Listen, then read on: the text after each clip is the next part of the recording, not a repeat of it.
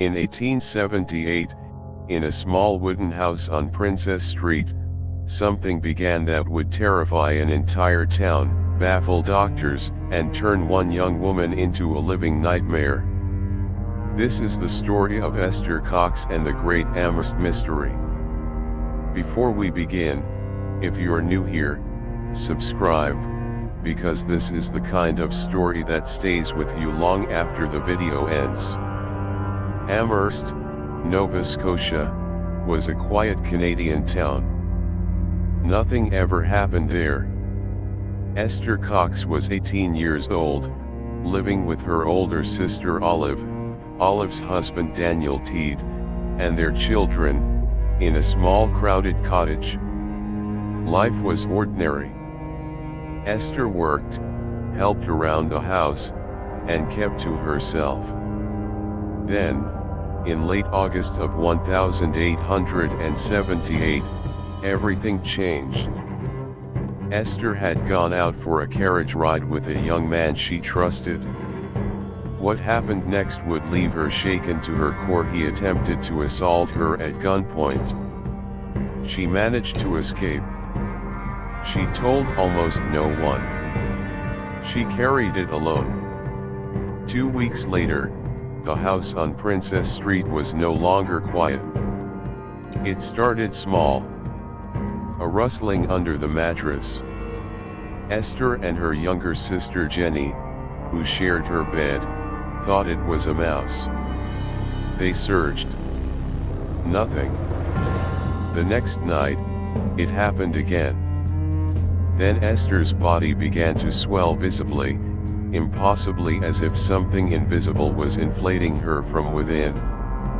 She turned red, then pale, shaking uncontrollably. A doctor was called. He watched as the swelling subsided as suddenly as it began. He had no explanation. Then came the sound. A loud bang, like a gunshot, from inside her bed. Then another. And another. The family searched the house top to bottom. There was no cause. No wind, no structural noise, nothing. Over the following nights, the disturbances escalated. Objects flew off shelves. Furniture tipped over on its own.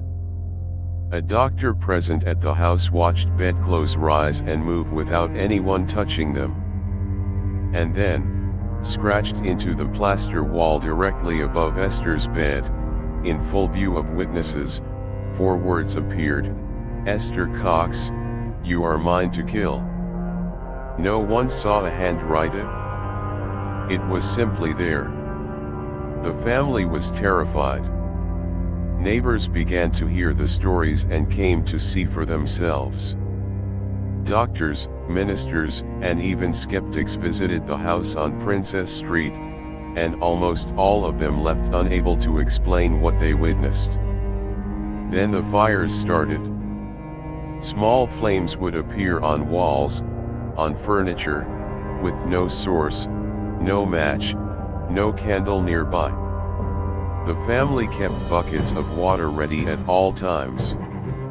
Whatever was tormenting Esther seemed to be growing bolder. During this period, something began communicating. Through a series of knocks, 1 for yes, 2 for no, it identified itself. It claimed to have been a shoemaker in life. It called itself Bob Nickel. Other voices followed, claiming to be other spirits, other names. Esther's family, and the crowds now gathering outside their home, didn't know what to believe. Was this a haunting? Was this some kind of unknown medical condition, or was this something else entirely? In 1879, an actor named Walter Hubbell heard about the case and traveled to Amherst to investigate. He moved into the Teed household as a lodger.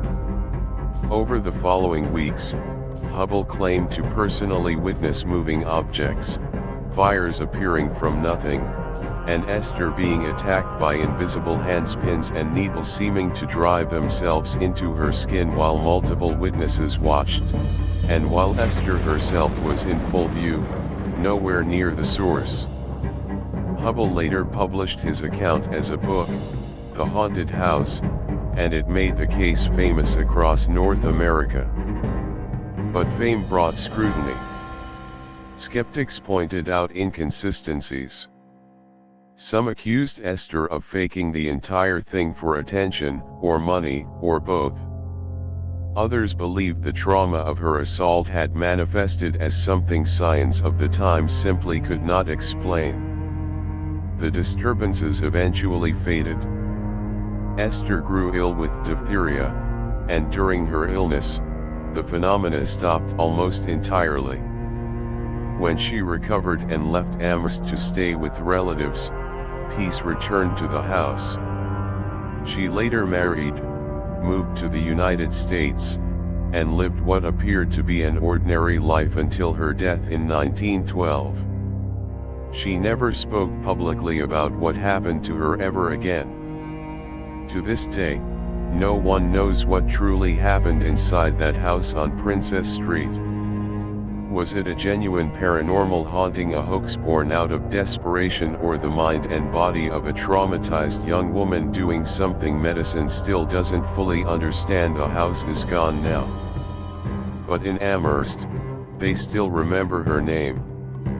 If you enjoyed this story, subscribe for more real unexplained cases every week, and let me know in the comments, do you believe Esther Cox was haunted, or was something else going on? Thanks for watching Dark Echoes.